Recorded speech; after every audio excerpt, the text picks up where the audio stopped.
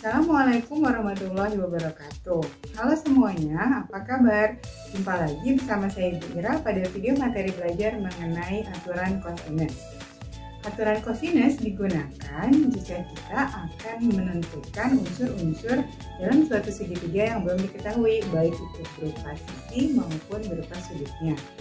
Sebelumnya, kita sudah pernah membahas mengenai aturan sinus. Apa sih bedanya aturan sinus dengan aturan kosinus? Nah, untuk lebih jelasnya, mari kita simak paparan berikut ini. Perhatikan segitiga ABC, segitiga GHI, dan juga segitiga DF. Nah, apakah aturan sinus dapat menentukan unsur-unsur yang belum diketahui pada ketiga segitiga tersebut? Nah, misalkan nih pada segitiga ABC, kita akan ditanya atau diminta untuk menentukan nilai BC, kemudian menentukan nilai sudut B, dan juga menentukan nilai sudut C. Nah, pertanyaannya, kalau mau nyari BC bisa nggak sih pakai aturan sinus? Belum bisa ya. Kenapa? Karena kita butuh satu sudut lagi, gitu kan. Nah, karena sudutnya nggak ada, jadi gimana juga kita bisa menentukan sudut B dan sudut C. Oke, PR nih berarti untuk segitiga yang pertama nggak bisa. Selanjutnya untuk segitiga GHI, kalau ditanyakan GI.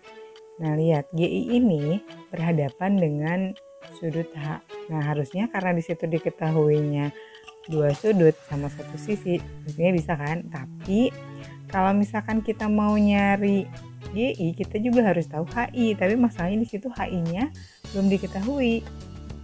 Nah, jadi kita juga kalau mau pakai sisi GH, kita belum tahu sudut I.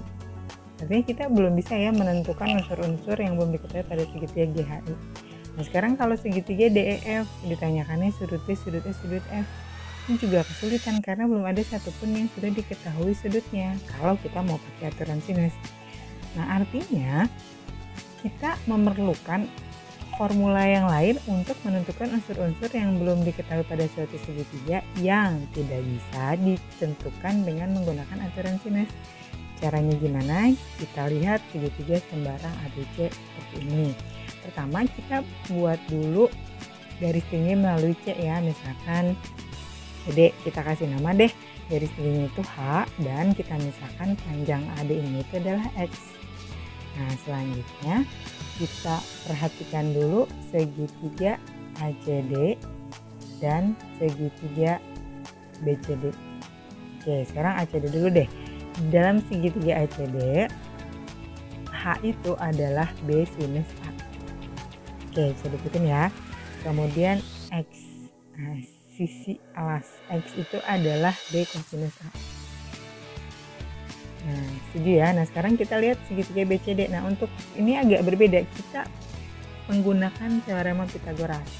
Diperoleh apa? Diperoleh bahwa A kuadrat adalah H kuadrat tambah C kurangi X dikuadrat. Karena jangan lupa, BD itu adalah AB dikurangi AD ya, jadi C kurang X.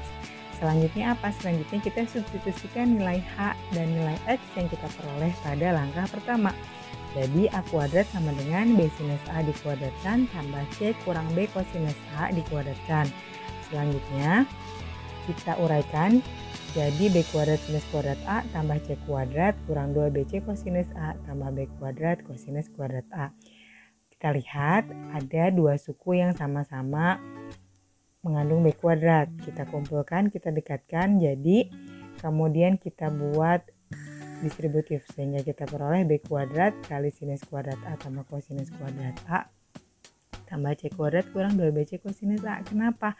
Karena sinus kuadrat A tambah kosinus kuadrat A itu adalah 1. Jadi kita peroleh A kuadrat adalah B kuadrat tambah C kuadrat kurang 2BC kosinus A. Oke, selanjutnya masih dengan segitiga yang sama, cuma sekarang kita buat garis tinggi melalui A. Misalkan AE ya, AE tegak lurus BC, kita misalkan BE nya adalah Y. Nah, sekarang berarti kita fokusnya di segitiga ABE dulu ya. Sekarang yang sama kita cari panjang G, G nya itu adalah C sinus B. Kemudian kita cari panjang Y. Y-nya adalah C kosinus B.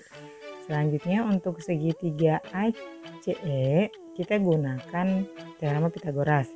Jadi AC kuadrat itu adalah AE kuadrat tambah CE kuadrat. Atau dalam hal ini B kuadrat sama dengan G kuadrat ditambah, nah CE-nya itu apa? CE-nya itu adalah BC dikurang BE, jadi A kurang Y dikuadratkan. Selanjutnya substitusikan nilai A dan Y pada langkah 1. Kemudian kita kumpulkan ya yang ada C kuadratnya. Jadi C kuadrat dikalikan sinus kuadrat B tambah kosinus kuadrat B. Kenapa? Karena sinus kuadrat B tambah kosinus kuadrat B itu adalah 1. Sehingga kita peroleh B kuadrat sama dengan A kuadrat ditambah C kuadrat dikurang 2AC kosinus B. Oke, ini sudah mulai terlihat ya polanya dari dua segitiga tersebut. Oke, sekarang kita berlanjut ke segitiga selanjutnya. Ini segitiganya sekali lagi tetap sama, cuma pada segitiga yang ketiga ini kita buat garis tinggi melalui titik B. BF itu tegak lurus AC, kita misalkan CF-nya adalah Z. Nah, kita perhatikan segitiga BCF. J-nya itu adalah A sinus C. Nah, kemudian Z-nya adalah A kosinus C. Sekarang kita lihat segitiga ABF, sama polanya kita gunakan teorema Pythagoras. Jadi kita punya AB kuadrat itu sama dengan BF kuadrat sama F kuadrat. Jadi C kuadrat adalah J kuadrat tambah B kurang Z dikuadratkan. Oke, kita substitusikan dengan langkah nomor 1. Kita peroleh, kemudian sama kita dekatkan dulu yang ada A kuadratnya supaya kita bisa melakukan distributif A kuadrat kalikan sinus kuadrat C tambah kosinus kuadrat C. Itu adalah A kuadrat per 1.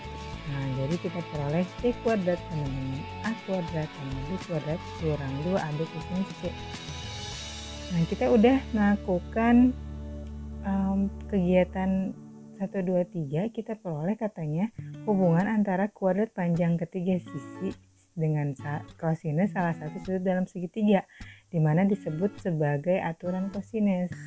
Jadi kalau mau dinyatakan aturan kosinus itu adalah jika suatu segitiga ABC sembarang, maka kuadrat salah satu sisi sama dengan jumlah kuadrat kedua sisi lainnya dikurangi dengan 2 kali perkalian kedua sisinya dikalikan dengan kosinus sudut di depan sisi tersebut. Finally, kita akhirnya bisa membuktikan aturan kosinus. Nah, selanjutnya kita coba dengan menggunakan aplikasi GeoGebra ya.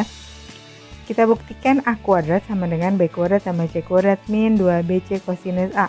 Kita coba gerakan sudut A ya, sehingga artinya ketika kita menggerakkan titik A, kita akan mengubah ukuran sudut A dan yang pasti otomatis juga akan mengubah panjang B dan panjang C. Nah, ketika kita mengubahnya itu, tapi ternyata panjang A-nya tetap, A kuadratnya tetap. Sekarang B kuadrat sama dengan A kuadrat tambah C kuadrat min 2AC kosinus B. Berarti kita gerak-gerakan sudut B. Tuh, sudut B-nya berubah, panjang A-nya berubah, panjang C-nya berubah, tapi B-nya tetap.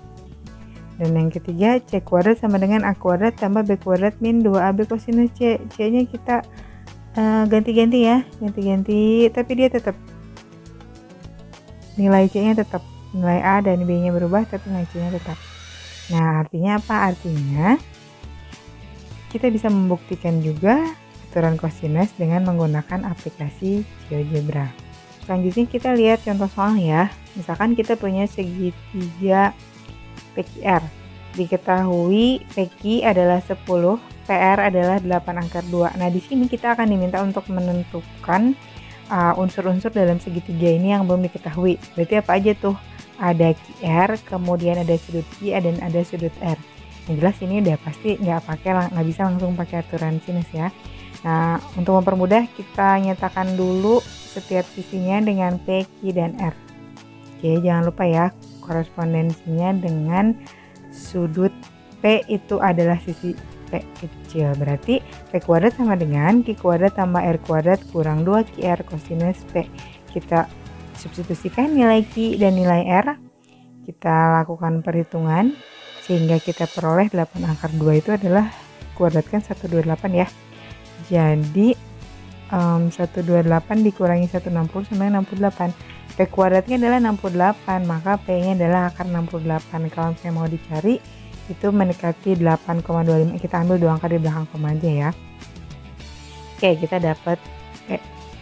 Sekarang kita mau nyari tinggal sudut Q sama sudut R. Yang mana dulu nih? Mau sudut Q atau mau sudut R?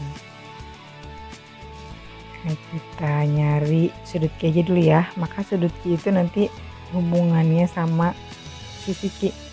Berarti Q kuadrat itu sama dengan P kuadrat tambah R kuadrat kurang 2PR kosinus Q. Nah, kita tuh bisa aja langsung mengubah si aturan kosinus itu menyatakan sebagai kosinus Q. Seperti ini ya, kosinus Q sama dengan P kuadrat tambah R kuadrat kurang Q kuadrat dibagi 2PR. Boleh langsung seperti itu diubah rumusnya, atau boleh juga kita substitusikan aja dulu semuanya, nanti terakhir tinggal nyari kosinus Q-nya. Oke, karena tadi kita udah tahu ya P-nya akar 68, kita substitusikan, kemudian kita hitung. Jadi 128 sama dengan 68 tambah 100 kurang 20 akar 68 kali kosinus Q. Nah, berarti kosinus Q-nya itu apa? Kosinus Q-nya itu menjadi 40 dibagi 20 akar 68.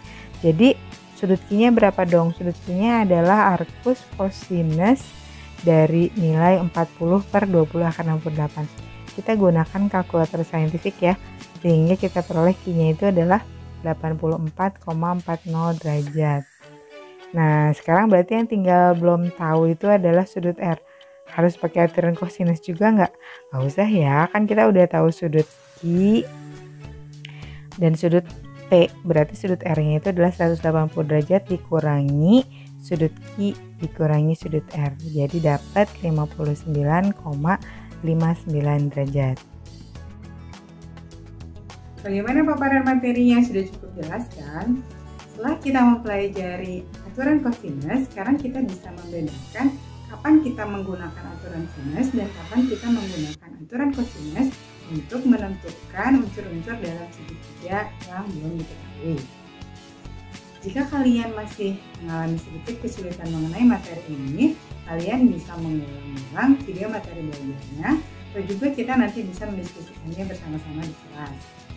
Oke, kita jumpa lagi video-video materi belajar berikutnya ya. Terima kasih. Wassalamualaikum warahmatullahi wabarakatuh.